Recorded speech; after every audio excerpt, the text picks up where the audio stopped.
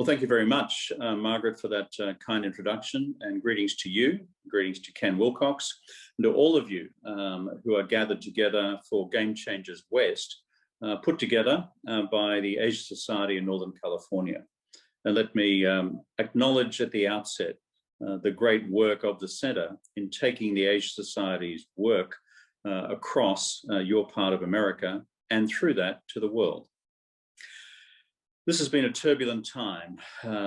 We are dealing with enormous challenges for Asian Americans on the streets of America today, enormous times of turbulence as well in the overall framing of the US-China relationship. So let me make some remarks about these two things.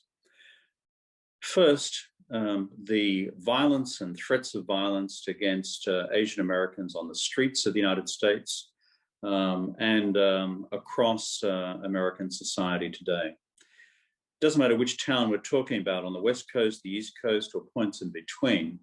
The data produced by the police services of the United States is telling the same sorry story, that the threats of violence against Asian Americans and the actual recording of events and incidents of violence is on the radical increase.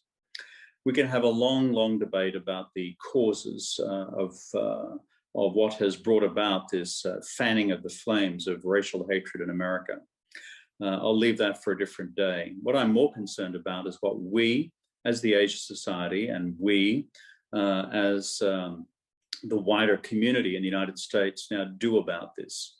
And that, for me, is the critical piece of work. At the Asia Society globally, what we have decided to do is to take this challenge on head on. Across our global network of 13 centers across Asia and across the United States, we will be active in all of our program activity in pushing back against this tide and standing in absolute 100% solidarity with our sisters and brothers across the Asian American community. We believe this is absolutely central to our mission for why we exist as an institution in the United States and have proudly existed as an institution for the last 65 years. In terms of stuff that we've done already, apart from opinion pieces written in the mainstream newspapers, our activity on social media platforms, you will see a lot more from us in the immediate weeks and months ahead as we seek to roll back the tide of what's been unfolding. I've seen in particular some of the reports of what's happened in the Bay Area. I am just distressed by this, but I want to send out a clarion clear message to all of our Asian American friends. You are not alone in this. We intend to be with you in absolute solidarity until we turn back this ungodly tide of hatred in our community. Second point I wanted to touch on was this.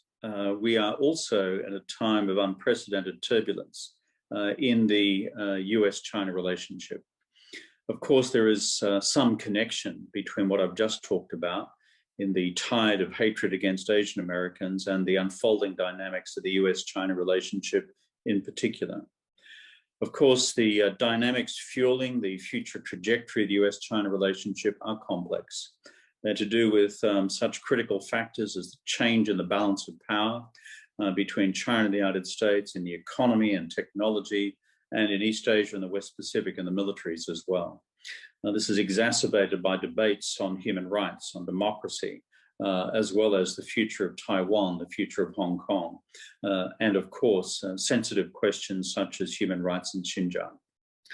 With the Asia Society, particularly through the Policy Institute, which I'm also president, will be and have been actively engaged in these policy debates. We engage with the Chinese leadership on these questions. We engage with the US leadership on these questions, most particularly since the election of the Biden administration. Articles, for example, written by myself in Foreign Affairs magazine on the need for managed strategic competition between China and the United States are one part of the work that we do on a continuing basis. We are seeking to help navigate shared futures between America and China where we can. understanding the red lines in the relationship, managing within guardrails the unfolding competitive relationship in the economy and in foreign policy and in other domains, while carving out space for needed collaboration between Washington and Beijing in critical domains like climate change. That brings me to a third point, which is the excellent work being done by our Center in Northern California. The conference which the Northern California Center convened recently on the future of US-China relations was a first-class gathering. It brought together first-class minds, a combination of Henry Kissinger and now the late and much missed George Shultz from your own fair state of California. These have been towering figures in the history of the US-China relationship.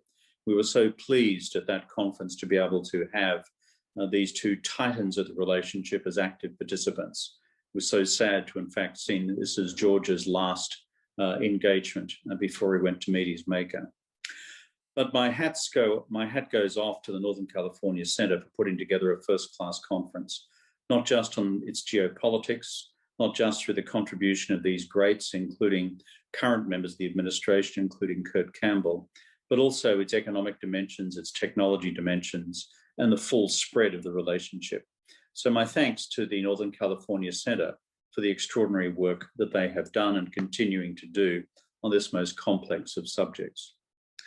Finally, let me also congratulate all of the Game Changer West honorees. Artist Zheng Chongbin, CDC advisor on vaccine safety, Grace Lee at Stanford University. Also the first woman who, as a Dean of Engineering at Berkeley University, Tsu-Jae King Liu, as well as the first woman to be a musical director at a major opera company, Eun Sun Kim at the San Francisco Opera. To all four, can I extend my personal congratulations, but also for the first-class contribution that you are making to the building of America's future. You are central to the bone and tissue of American society, American culture, the future of the American economy, and of course, for many Asian Americans, the future of American politics as well. So your achievements, I am so pleased, have been recognized by our Northern California Center. So with those remarks on the state and the challenge of being faced by Asian Americans today, on the current dynamics of the US-China relationship, the excellent work being done by our Center in Northern California on these most complex of subjects, as well as honoring you, these leading Asian Americans, for your contribution to this country, America. I thank you, and I hand the floor back to you, Margaret.